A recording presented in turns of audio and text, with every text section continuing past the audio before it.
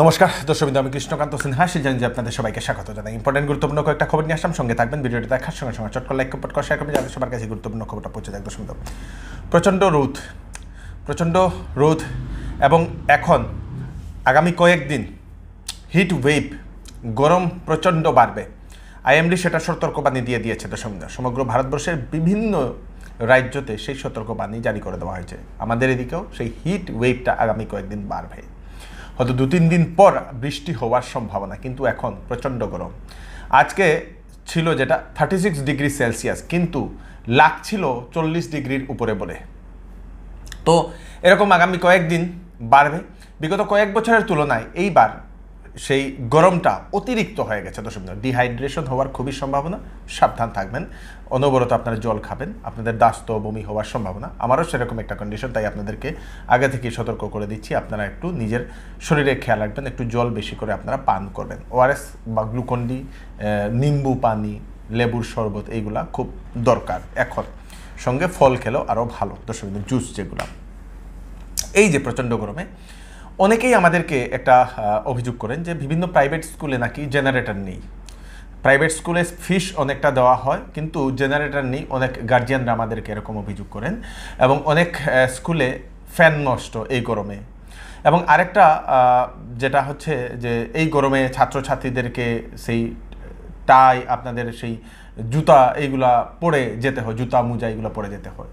তো জুতা মোজা টাই কি জরুরি না পড়াশোনা জরুরি, সেটা আপনারা আপনাদের মতামত একটা কমেন্টে নিশ্চয়ই জানাবেন। এবং যাদের যে সকল প্রাইভেট স্কুলগুলোতে সেই নেই, আপনাদের ইনভার্টার বা জেনারেটর নেই, ওনাদেরকে রিকোয়েস্ট, দয়া করে আপনারা ইনভার্টার এবং জেনারেটর আপনারা রাখবেন। এবং যেখানে ফ্যান নষ্ট, তাড়াতাড়ি আপনারা ফ্যানগুলো ঠিক করে বদলিয়ে নিন। ঠিক করার দরকার নেই, বদলিয়ে নিন, কারণ বাচ্চাদের উপর অনেক প্রভাব পড়বে। এখন একটা ঘটনা সামনে আসে যে এক স্কুলে গতকালকে বাক্সা জেলাতে একটি স্কুলে, বাক্সার সেই শালবাড়ি উত্তর গোবর্ধন হাই স্কুলে, সেখানে 10 জন ছাত্রী হঠাৎ করে গতকালকে অচেতন হয়ে পড়েন সেখানে। দর্শক, এই প্রচণ্ড গরমের কারণে। এবং আজকেও একজন ছাত্রী এরকম অচেতন হয়েছে বলে সেটা জানা গেছে। তারপরে তাদেরকে অনেক চেষ্টা করে সেই হাসপাতালে নিয়ে গিয়ে তাদেরকে ঠিক করা হয়েছে বলে সেটা খবর আসে। তাই আপনারা একটু সাবধান থাকবেন। নিজের ছেলে মেয়েদেরকে যদি স্কুলে পাঠান, তাহলে আপনারা ভালোভাবে গ্লুকন্ডি বলুন, শরবত বলুন, জুস বলুন, এইগুলো আপনারা দিয়ে পাঠিয়ে দেবেন।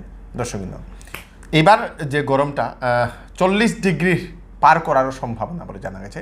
40 থেকে 47 ডিগ্রির ভিতরে থাকারও সম্ভাবনা বিভিন্ন রাজ্যতে, সেটাও আইএমডি সেটা সতর্কবাণী দিয়ে দিয়েছে। এবং সবাইকে জল বেশি খাওয়া, ঘর থেকে বেরোলে সেই ছাতা, আমব্রেলা ব্যবহার করার জন্য বলে দেওয়া হয়েছে। এবং সম্পূর্ণ সেই হাত ঢাকা জামাগুলা, শার্টগুলা পরে বের হবেন আপনারা। বেশি জল খাওয়ার জন্য বলে দেওয়া হয়েছে। বেশি প্রয়োজন হলেই আপনারা ঘর থেকে বেরোবেন। দর্শকবৃন্দ, আজ থেকে শুরু হয়ে গেছে CUET পরীক্ষা, কিন্তু অনেক জায়গাতে হাইলাকান্দিতে কোনো ধরনের এক্সাম সেন্টার নেই। তো তাদের সেই সকল যেখানে যেখানে এক্সাম সেন্টার নেই, তাদেরকে আমাদের শিলচরে এসে বিভিন্ন এক্সাম সেন্টারগুলোতে, কাছাড় জেলার বিভিন্ন দূর দূরান্তে সেই কলেজগুলোতে পড়েছে বা স্কুলগুলোতে পড়েছে সেই এক্সাম সেন্টারগুলো। তো অনেকের এক তো সেই খুঁজতে কঠিন হচ্ছে, সেন্টার খুঁজতে কঠিন হচ্ছে। তো সময় মতো ওরা বেরোতে পারছে না, এরকম অনেক ধরনের সমস্যার সম্মুখীন হচ্ছে ছাত্রছাত্রীরা এবং সঙ্গে ছাত্রছাত্রীদের অভিভাবকরাও। তো অভিভাবকরা রিকোয়েস্ট করেছেন যাতে নিজ নিজ জেলায় যাতে সেন্টার দিয়ে দিলে ভালো, এরকম পরীক্ষা হলে। এর আগেও যে গ্রেড 3 গ্রেড 4 এর পরীক্ষার সময় এরকম ডিমান্ড এসেছিল যে নিজ নিজ জেলায় একটা পরীক্ষা কেন্দ্র করে দেওয়ার জন্য, যাতে ছাত্রছাত্রীদের প্রবলেম না হয়। এত গরমে ওরা আসছে গাড়িতে করে, বাসে করে, তারপরে আবার খুঁজতে লাগে কোন জায়গাতে কি, মানে অনেক কষ্ট হয়। দর্শকবৃন্দ, আপনারা কি মনে করেন? আপনাদের মতামত জানাবেন।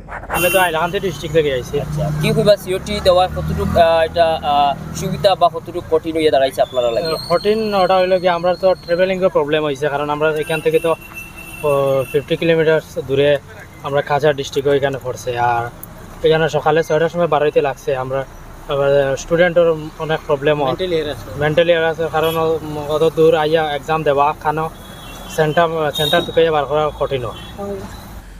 শিলচরের সোনাইরুদের লক্ষ্মী এন্টারপ্রাইজ, সেখানে নেওয়া হচ্ছে লুক।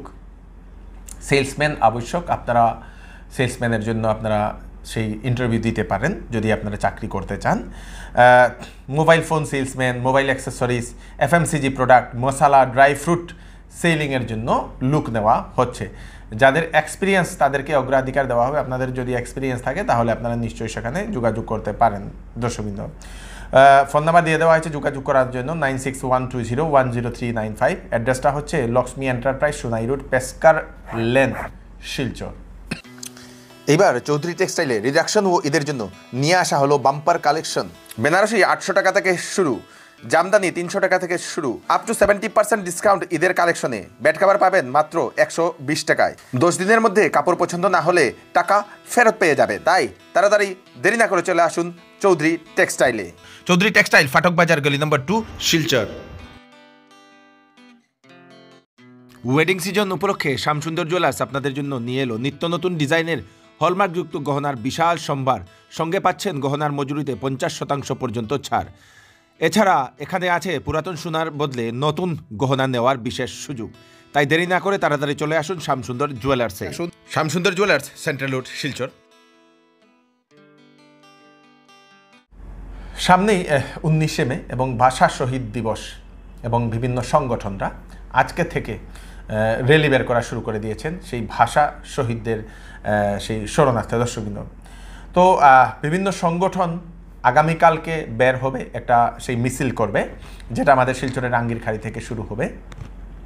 সেই আহ্বায়ক হচ্ছে বোরাকের আওয়াজ, এবং আগামীকালকে যেটা রাঙ্গিরখাড়ি থেকে শুরু হবে, বিভিন্ন সংগঠন, বিভিন্ন ভাষাগোষ্ঠীর সংগঠন এসে সেই র্যালিতে অংশগ্রহণ করবেন, সেই পদযাত্রাতে অংশগ্রহণ করবেন বলে সেটা জানা গেছে।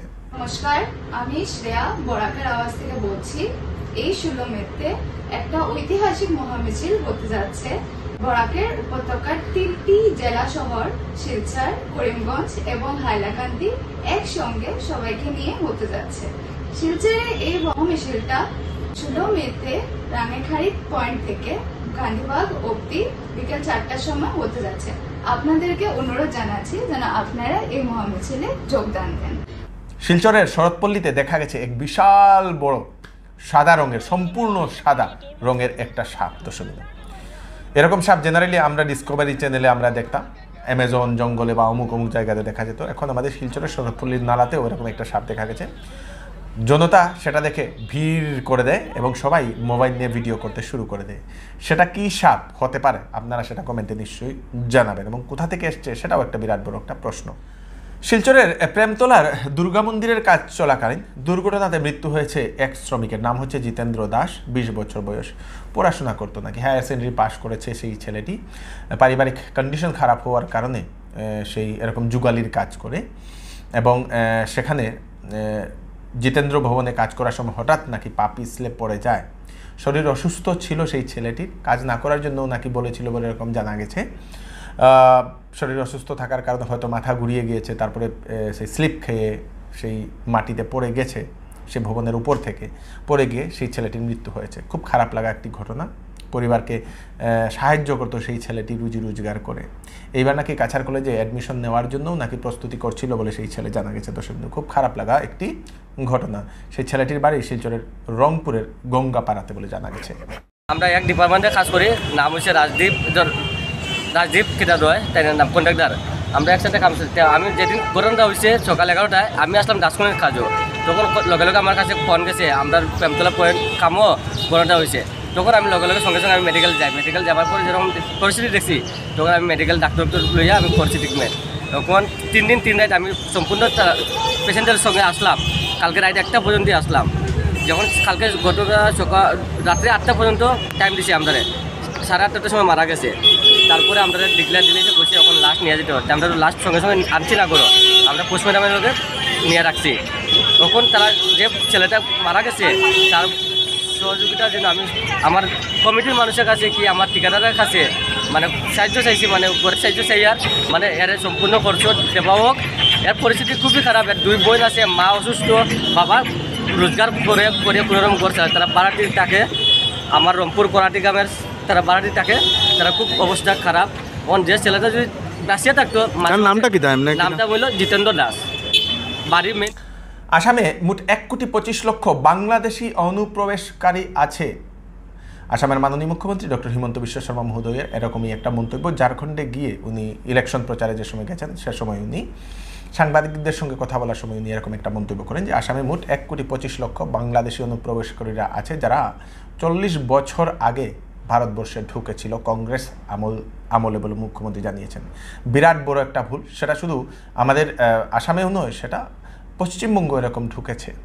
অনেকেই নেতা হয়েছেন, এমএলএ হয়েছেন, মন্ত্রী হয়েছেন, বড় বড় প্রশাসনের সেই পদবিতেও আছেন বলে মুখ্যমন্ত্রী এরকম মন্তব্য করেছেন এবং ঝাড়খণ্ডকে উনি বলে দিয়েছেন আপনারা এরকম ভুল করবেন না, না হলে আপনারা মাইনরিটি হয়ে পড়বেন। আসামের খিলঞ্জিয়াদের অস্তিত্ব এখন সংকটে বলে মুখ্যমন্ত্রী এরকম একটা মন্তব্য করেছেন। ত্রিপুরার বিশালগড়ের সেন্ট্রাল জেল থেকে কুখ্যাত এক NLF কয়েদি পালিয়ে যাওয়ার পর 2 জেল কর্মীকে গ্রেফতার করেছে পুলিশ। দর্শকবৃন্দ, সেই 2 জন জেলকর্মী হচ্ছেন সেন্টি তপন রূপনি এবং মোহাম্মদ মুফিজ মিয়া। সেই জঙ্গিকে পালাতে সাহায্য করার সন্দেহে সেই 2 জনকে গ্রেফতার করেছে। সেই জঙ্গি নাকি 2016 এবং 2022 সালে 2বার জেল থেকে পালিয়েছিল বলে সেটা জানা গেছে। দর্শকবৃন্দ, এই হচ্ছে আজকে স্পেশাল আপডেট। তাড়াতাড়ি আপডেটের জন্য সাথে সবাইকে পাঠিয়ে দেবেন যাতে সবার কাছে পৌঁছে যাক। আমি কৃষ্ণকান্ত সিনহা আবার নতুন আরেকটি ফ্রেশ আপডেট নিয়ে আবার আপনাদের সবার সামনে ফিরে আসবো। ততক্ষণ আপনারা সুস্থ থাকবেন, সেফ থাকবেন, সবাইকে সেফ থাকবেন। নমস্কার।